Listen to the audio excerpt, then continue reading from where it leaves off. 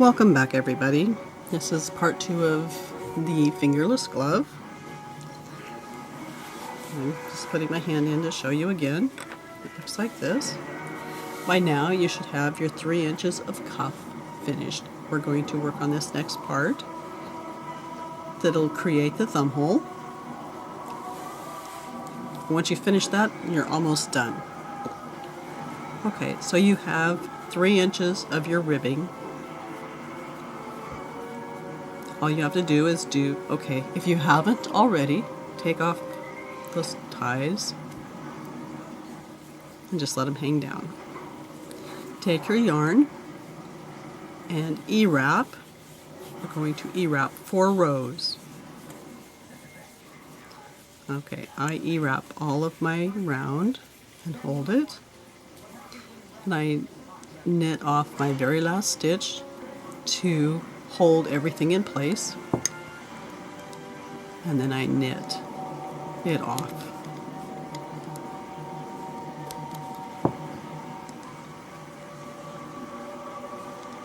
Okay, I'll do one more round and I'll slow it down a little bit.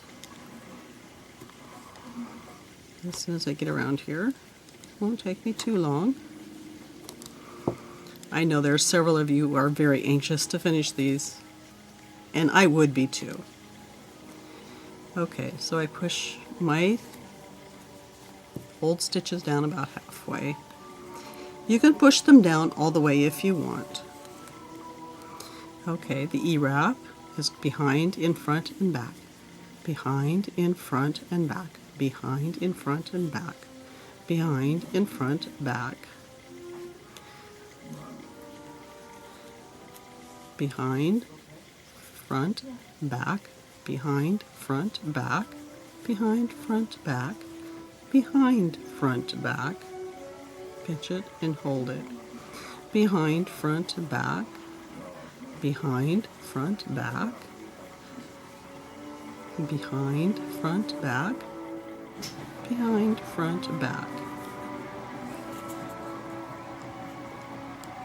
Knit that last stitch off to anchor everything in place, because now it doesn't come off.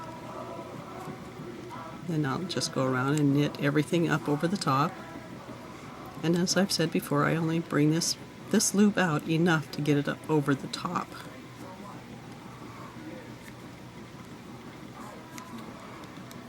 Just enough to get it up and over the top.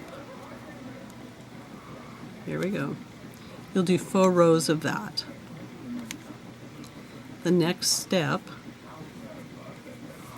is the flat panel knitting. Very simple to do. Okay, are you ready? Instead of going my last peg to my first peg this way, I'm going to bring my yarn to the front and E-wrap going the opposite direction. Again, I'm going behind, in front, and back. Behind, in front, and back. I went behind, front, in, back. Behind, in front, and back. Behind, in front, and back. Behind, in front, and back to my first peg. And I stop. And then I knit all of those off. So you did 4 rows of the E-wraps all the way around. Now we're going to do 4 rows of flat panel stitching.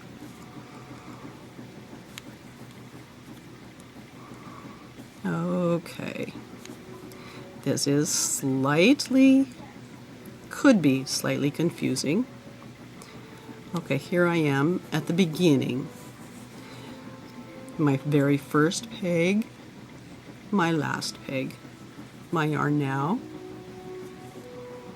Okay, let's slide these down so you can wrap.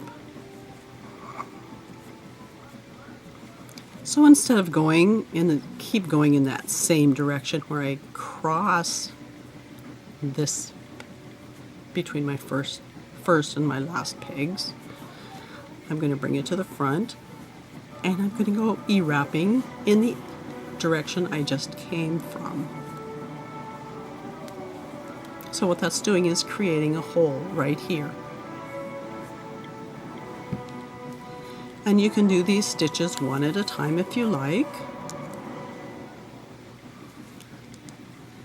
My preference is to do them all at once. That's just the way I learned.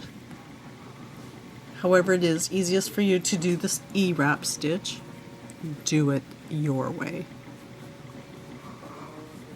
Because you can wrap one stitch, other than I need time out, more yarn off of my skein.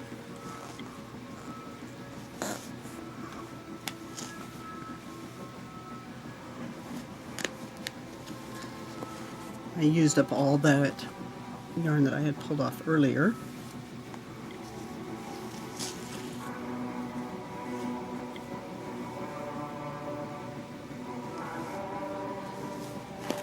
And I'm not pulling it out of the center of the skein this time. Only because I couldn't find it, which is frustrating sometimes. So I'm having to undo each wrap from the outside. I think I have enough skein off. Okay, so sorry about that interruption. An E-wrap. Many of you knit these one at a time, which is just fine. But with practice,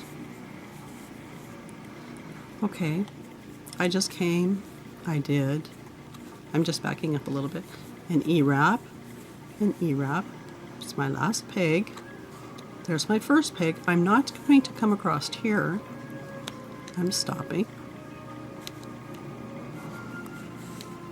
Okay, now I'm just going back to making sure I've got all my stitches knitted. Here we go. You're going to do 4 rows that way. This little part is creating the thumb hole. This hole right here. We did 4 rounds of plain E-wrap stitches. We're doing 4 rounds of flat panel stitching.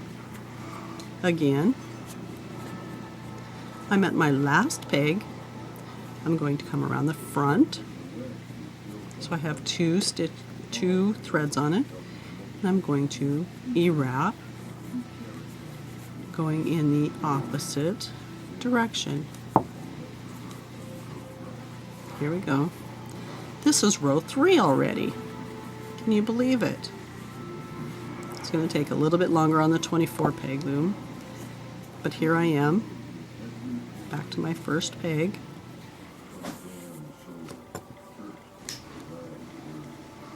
As you can see, I don't have any stitches here in the middle. And I'll go back and I'll knit all of these off.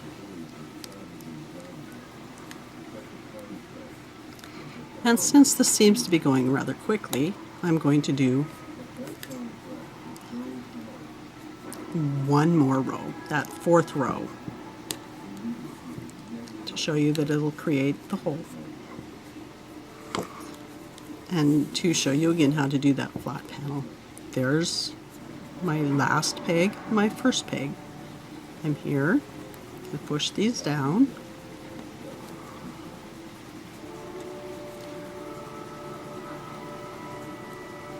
Just to make sure I have the room. Come around the front of it and then E-wrap. Not crossing between my last pegs and my first peg. No crossing here. Okay. That brings us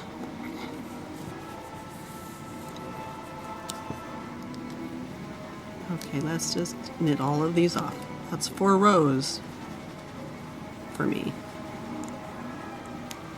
Okay. Do your 4 rows. You can pause this video and come back, because now it's going to be instead of going back this way, we're going to cross that line and make a round again. We're going to do 2 rows. See?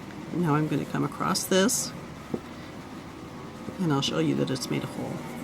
And just E-wrap around, just like you do many times. That's what you did the very first 4 rows of this part.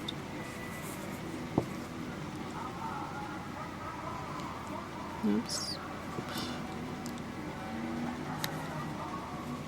Okay. I'm going to knit all the way around. And if it doesn't go all the way, I use my finger to pull it over. There we go. Here we go. Almost there. I think I probably have 4 more stitches. Okay, so we've done 1 round. My last peg, my first peg. I'm going to cross it again. And you can do these one at a time. Back, front. Okay, goes behind, front, and back. I'm trying to get that rhythm for you. Behind, front, back. Behind, front, back.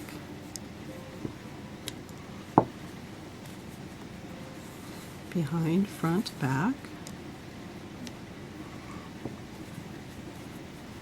Behind, front, back. Behind, front, back. Behind, front, back. Behind, front, back. Almost there. Behind, front, back. Behind, front, back. We've done 2 rows around. There is our thumb hole. Do you see it? Your thumb. If this seems too big, make your back and forth flat panel stitches. Only 3 rows. Or if it's way too big, make it 2 rows. I have, I don't know, kind of an average size thumb, I think. I haven't compared it to very many other women. There we go. But on this one, I did 4 rows, and that's how my thumb fits through. This just doesn't stretch, it just fits around my hand very comfortably. 3 inches of your 2x2 ribbing, 4 rows of circular E-wraps, 4 rows of flat panel knitting, which is stopping between your first pegs and your last pegs. Creates the hole. And then this part right here is that last 2 rows that we just did. Okay, after that, you go back into your 2x2 rib knit. Knit 2, purl 2, knit 2, purl 2. Or on your loom, it'll be purl 2, knit 2, purl 2, knit 2. And do that for however long you want it to come down on your fingers. 2 inches comes down to just past where my fingers join my hand. Some people may want it to come down even farther. Your choice. You can make it as long as you want. And then I'll come back and show you how to do the bind off.